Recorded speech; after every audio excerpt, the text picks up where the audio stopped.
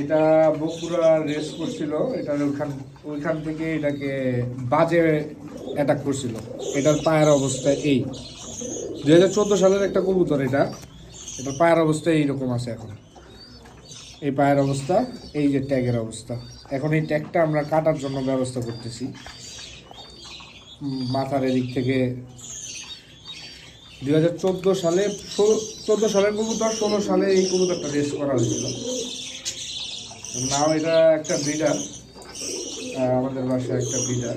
কবুতরটা খুব ভালো একটা কবুতর, ফেদার দ্য ব্যালেন্স।